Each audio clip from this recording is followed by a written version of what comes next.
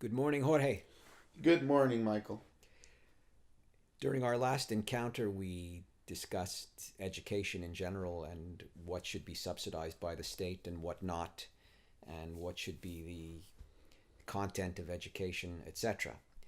But it occurred to me this morning as I was driving here on a beautiful blue sky day that I was, and everybody else of my generation was, deprived in their early education of something vital and something that would have made our lives better. And what I'm referring to is this: the inability of most of us to truly live in the moment. What does this mean in terms of education? It means that in kindergarten, in grade 1 and in grade 2, we could have been introduced to the idea of mindfulness, to the practice of meditation, to the concept that wonderfulness and connection to the universe is to be had through complete connection to the present moment. Now, as I was driving over here and looking at the blue sky, did I fully enjoy the blue sky? Did I get completely into it? No, because I was thinking about thoughts that I had yesterday, thinking about events that occurred yesterday, thinking about what is going to happen tomorrow and what I have to do for tomorrow, and I wasn't entirely involved with the wonderfulness of the present moment, of the blue sky, of the spring like weather. hmm And this is something that can be instilled through education, through practices like yoga and meditation, both of which were entirely absent from early education. And in fact, in my own case, were only encountered later in life, probably a decade ago when I was in my 50s, did I do some yoga and discover meditation. And I would submit that, in my case at least, it was too late. Interesting. So let's break it down. What one part of this is mindfulness, is just the importance of it, where we stand on that subject, on the present, and things that we can do to get there, because the second subject or the second part of it is when should it be educated, who should do the educating of it, like should we have, as you said, yoga and meditation and things like that. um, I agree that, definitely, I think mindfulness is a big issue right now, especially with technology, um, which is preventing us from doing that. I think, especially with our cell phones, we have the issue of always being connected, always being, you said the present. So we have the present, and then we have all this other us, let's call them, in our cell phone, which is our email, our text, or Instagram, or Facebook, or this, or Snapchat. So many different places to be who we are and check in and send out an information. So I can see the issue. I I don't know if people are realizing that we have a problem with that. I don't. I wonder, like, what happens if it's like with age you start realizing that you need to enjoy more your present day, and that's a big part of age rather than uh where we are in history, if that makes sense. It's just like, well, yeah, i'm I'm gonna be way more mindful of the today than a 12-year-old, because the 12-year-old is like, days, that speed, like that speed of life, like life goes so quickly, so slowly, and you enjoy it. Sorry, life goes slowly, you enjoy it, and then you realize how fast it is once you're 20, 30, 40, 50.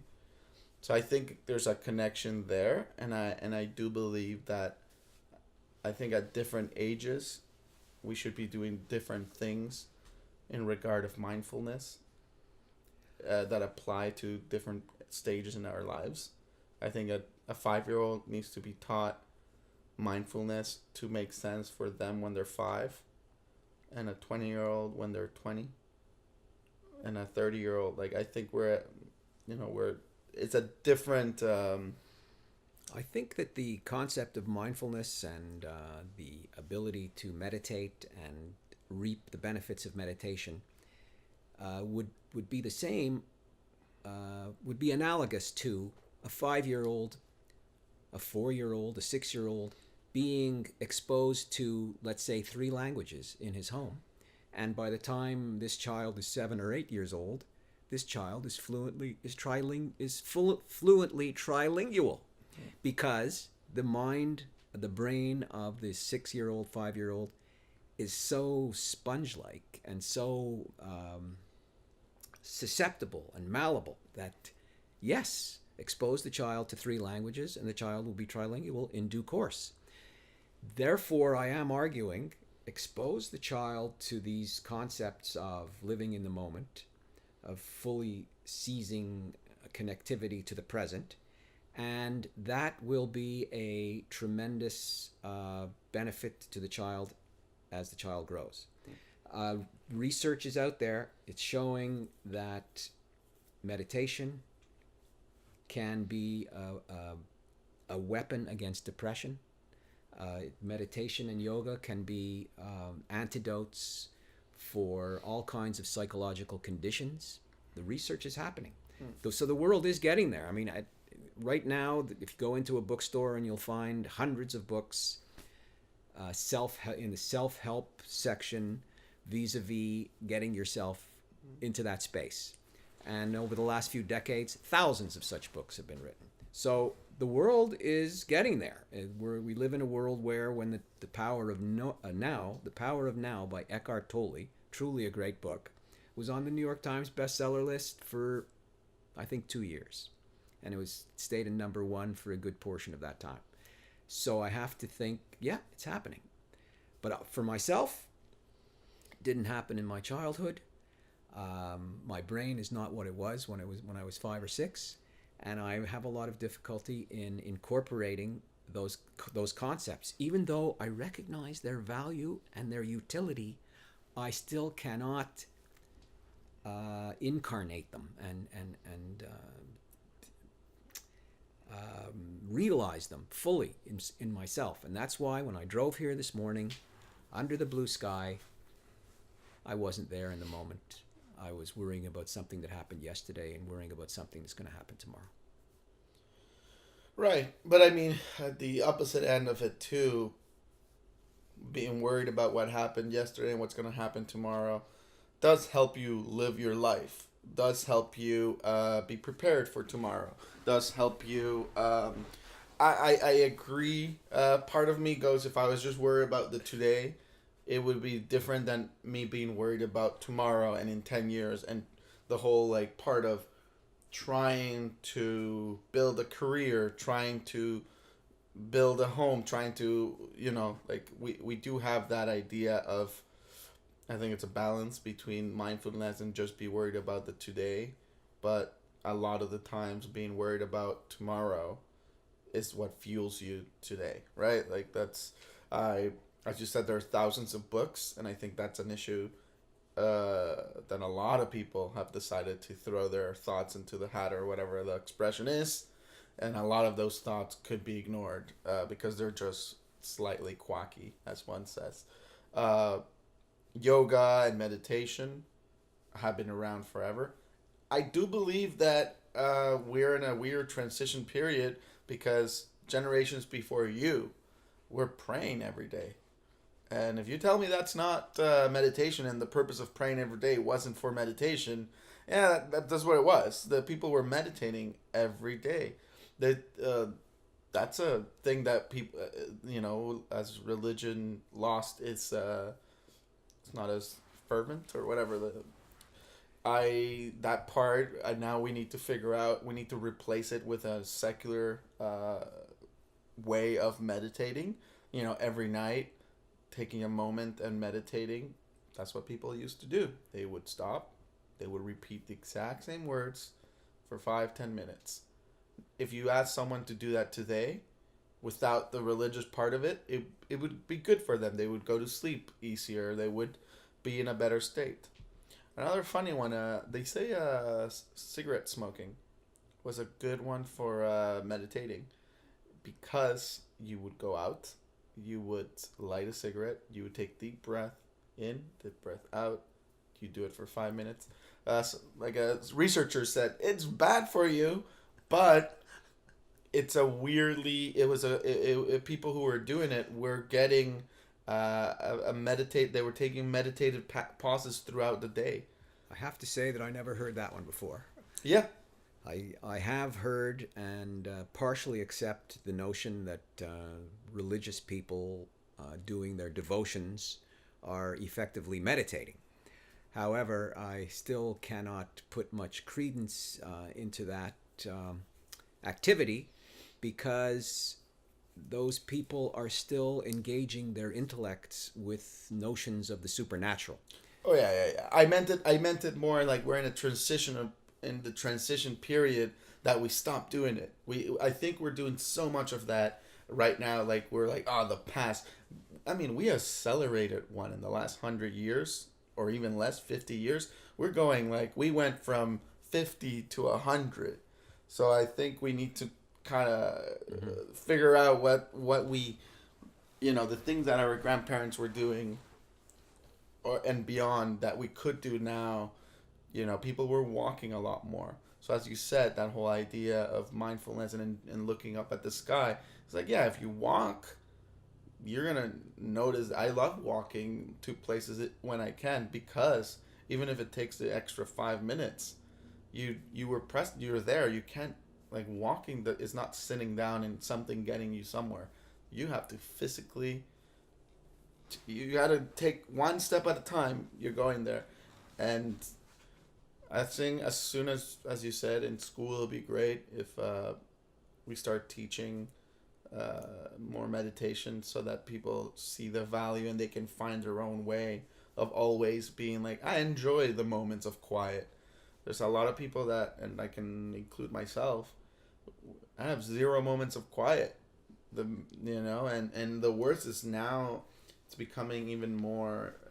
You're an avid reader, so you don't have this problem, but like watching TV while being on the internet, we do 2 things, and there's times that I'm like, I can, like, if it's not that I intake so much content that I realize that I can't just pay attention to that, because the content isn't as amazing, and I'm just watching it because I just need to be constantly intaking content.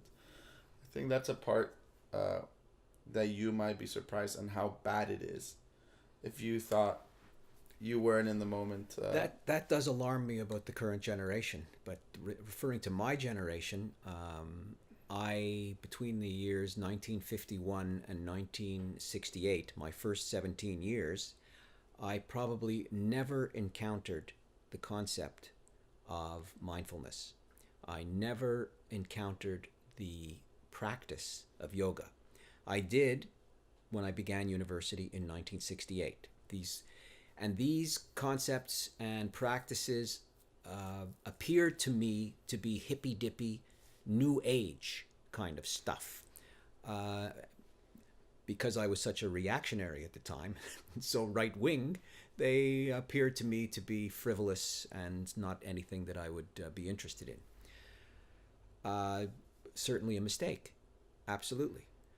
And I wish that I had then a grasp of the value of those practices and concepts that I have now, which prompts me to ask you if your generation buys in to those practices and concepts. I think,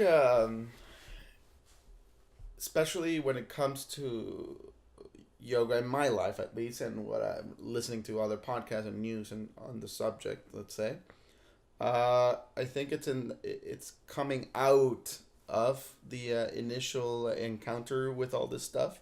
I think yoga is being seen now more as an exercise and a lot less as a way of life, which I think it still is to a great degree, but a lot of people do it because they realize that meditation and stretching in that kind of fashion is good.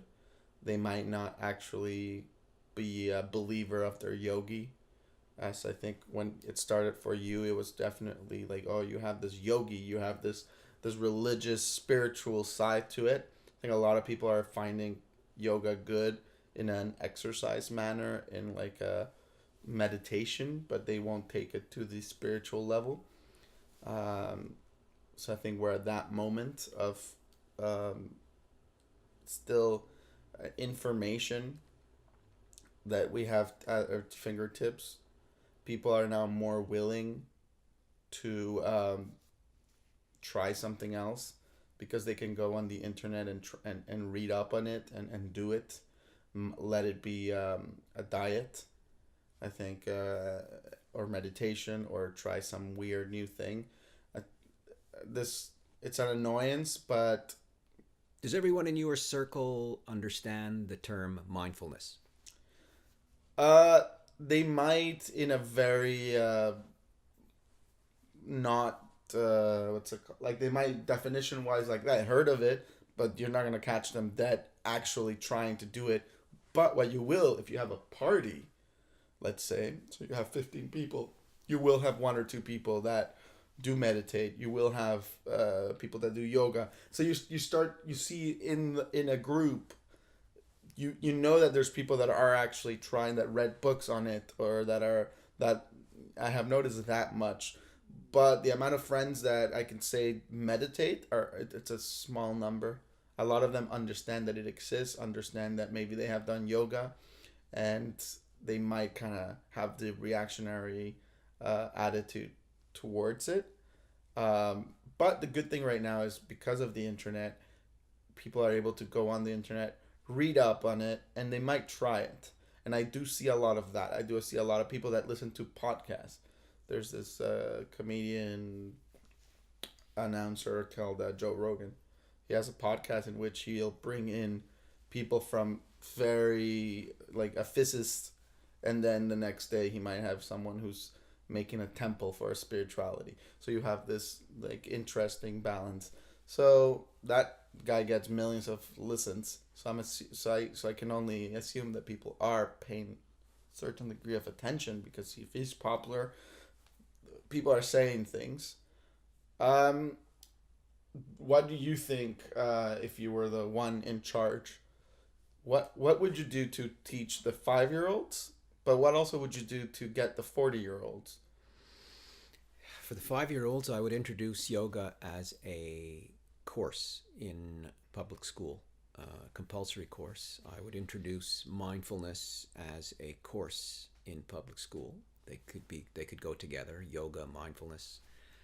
For the 40 year olds, I cannot allow myself to to insist upon any course of action, because they are no longer they are now adults, and I could recommend to them that they read books, but people are in fewer and fewer numbers reading books.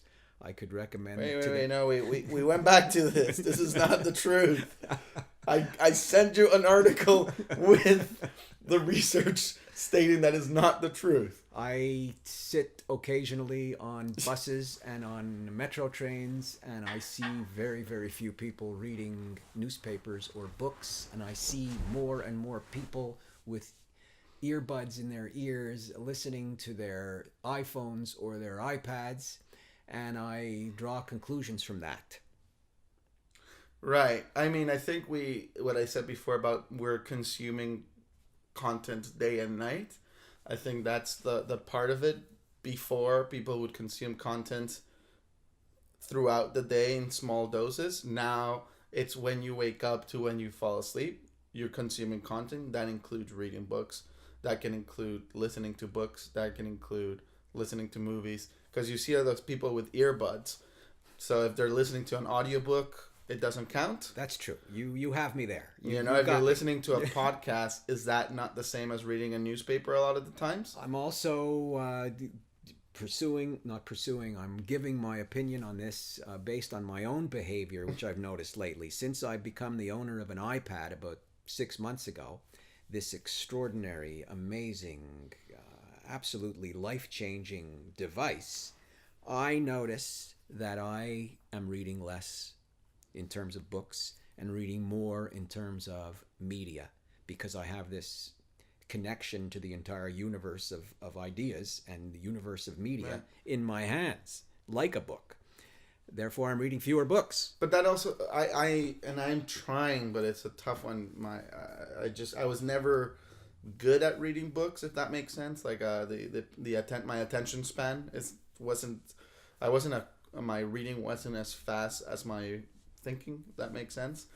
It being reading in a second language and just never being encouraged as a kid as much to read at large. You know, I wasn't in a reading family that everyone shared books or anything like that, and so I read for school more than, and then later in life I started to read a little more, but I'm reading all the time now on the internet but it's media and it's all in small little doses. And it's news. As news, it's discussion. I'll read a lot of discussion about the news, which sometimes are useless. Your grounding in fiction is probably not what I would like it to be, but we're very far afield in how we started this discussion. Yeah, but we're also coming to the end of it, however, so we should recap.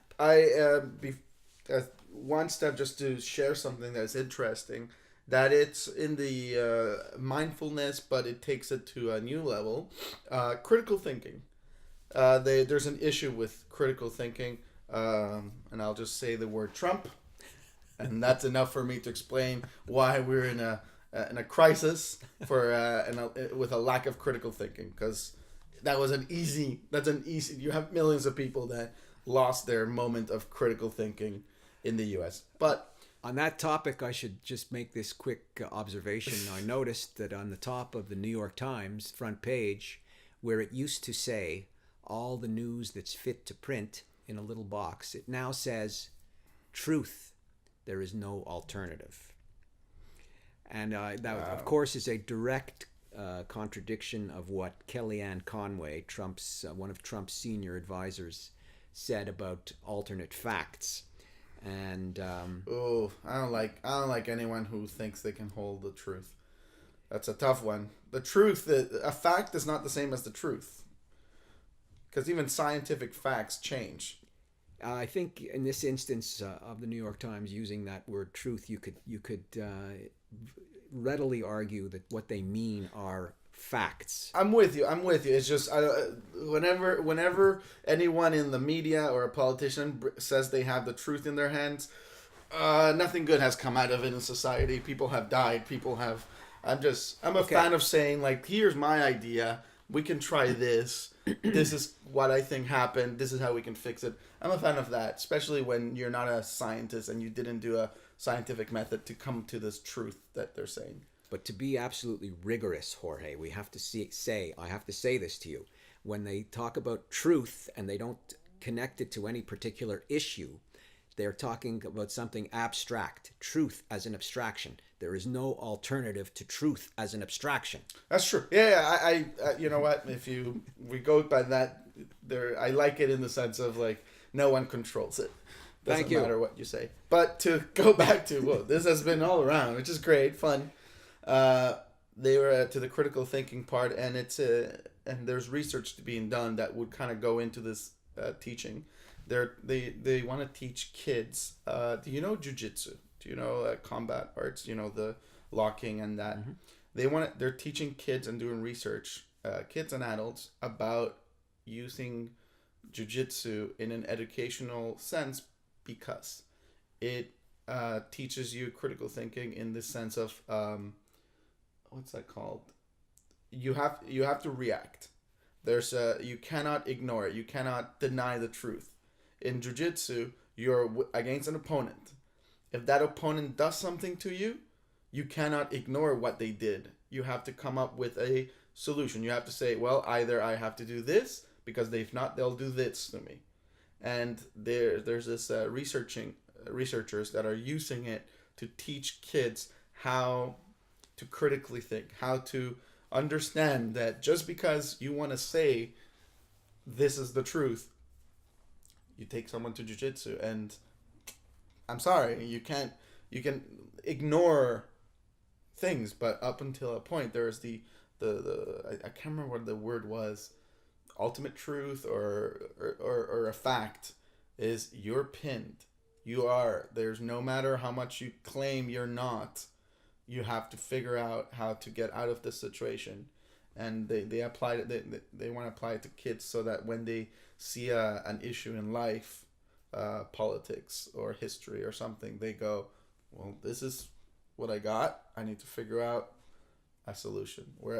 Because right now, so many people, and I think why we created this podcast almost is because so many people are able to just throw out the truth and put it their own, and then someone comes up with the facts. Agree. If jiu-jitsu helps kids embrace objective reality instead of fantasy or the supernatural, I am 100% in favor. Yeah. So I think with that, mindfulness is important. We have to. I don't know how in society we can figure out the propagation of it. Might be the classic capitalist mentality. Don't do anything; it'll find its way. Like let the invisible hand. I think might be happening right now. We might not be. People are eating healthier, so. Was it the government that made them eat healthier? Like, well, there was some help, but every single one of those publishers of every single one of those books that I mentioned earlier is a capitalist enterprise. Yeah. So I don't know how we'll push it. I hope that the government pays attention, especially if they can put in all these different things, from yoga, meditation to using combat so that hopefully in 15 years people will realize we'll be in a better place. Thank you, Jorge. Thank you, Michael.